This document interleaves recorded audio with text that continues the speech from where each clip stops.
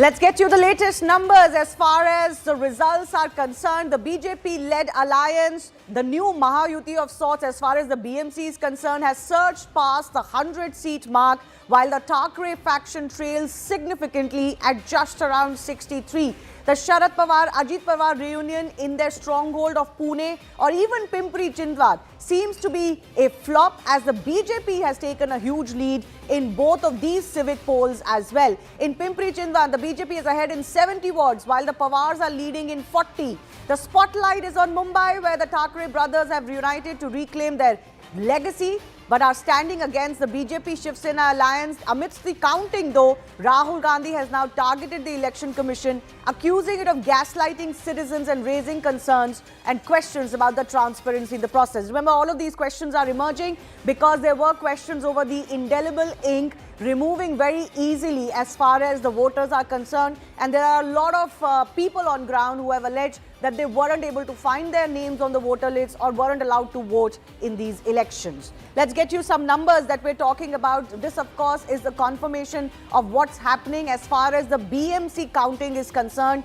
115 now for the BJP plus, so they are beyond the halfway mark. Of course, mayoral elections will be held to eventually select or elect a mayor. They happen separately, but the strength of the house will certainly show what is happening as far as who, what would be the strength and who would be leading as far as that battle is concerned. Let's tell you about Nagpur now. 151 wards, 121 leads are with us, and BJP Sena fighting together here have almost swept these elections. 93 leads for them. Congress in second, and the UBT, NCP, FC are not there anywhere at all.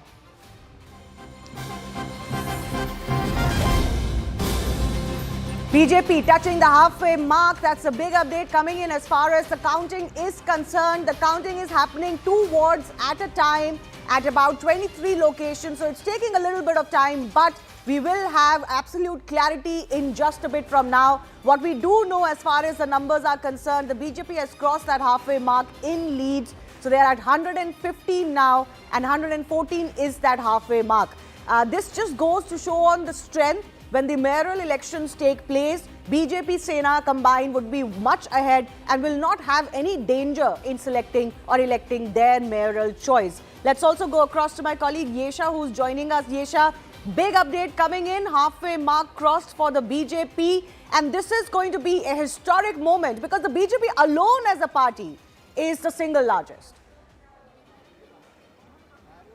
Absolutely, and rightly so. When we speak of the BMC elections, it reminds you of the Vidhan Sabha elections as well, when BJP alone was the single largest party. In fact, ever since then, we've seen BJP pick that momentum right from the Vidhan Sabha elections to Nagar Panchayat election to Nagar Parishad election, and rightly so for the BMC election. What's important at this point, the reason why these BMC elections were really important was that in the last 25 years, we've seen a Shiv Sena mayor being at BMC. Clearly then, of course, the BJP and Shiv Sena were in alliance with each other. But so far now, with a divided Shiv Sena, you're clearly, the vision was that there would be a BJP government at the center, at the state, and eventually, a BMC, BJP at the BMC at level BMC as well. well. So a triple-engine sarkar that the BJP, led by Devendra Fadnavis, has been touting is now becoming a reality.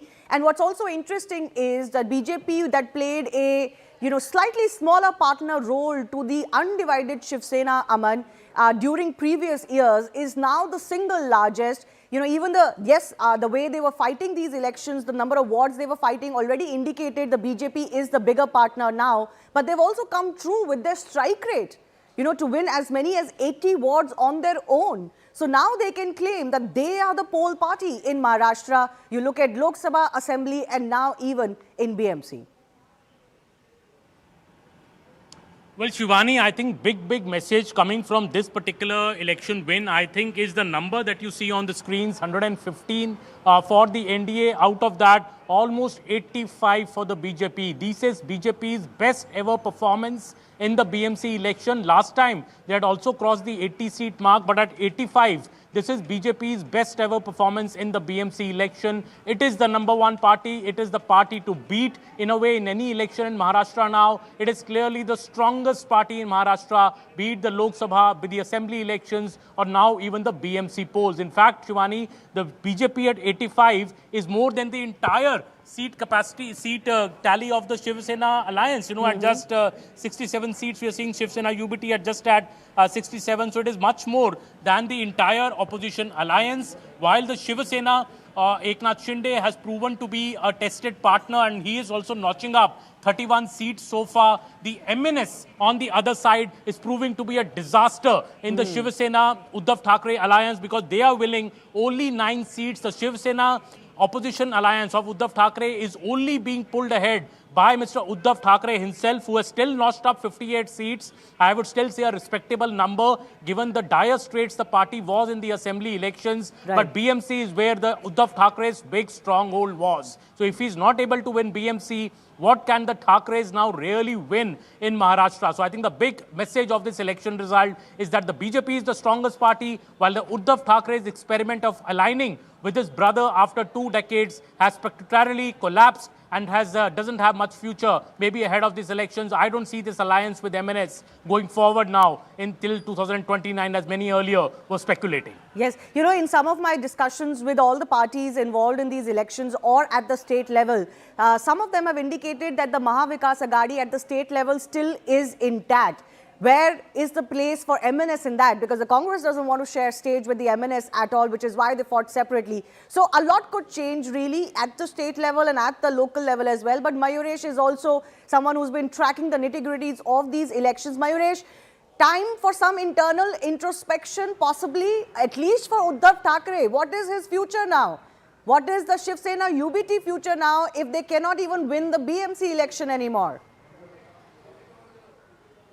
Absolutely, because it's a time for them to introspect, and one of the, I will say, the agenda of the introspection should be the alliance which they have formed with the MNS, and also the way they kept Congress aside. Because at most of the places we have seen that either the Congress have eaten their votes, or Congress have split the vote, Marathi votes, or wherever the Congress candidate had fallen, we have seen either MNS or the Shiv Sena have got their split their votes. So certainly, if they would have in a alliance, then the scenario could have been different. That is now we are talking, or everyone is talking about. But yes, it is a kind of a thing that Uddhav Thackeray has to look into, because alone if he is getting more than 60 seats, but MNS is not basically coming up to that number and pushing him the way Eknath Shinde's Shiv Sena is helping BJP to form the mayor in Mumbai.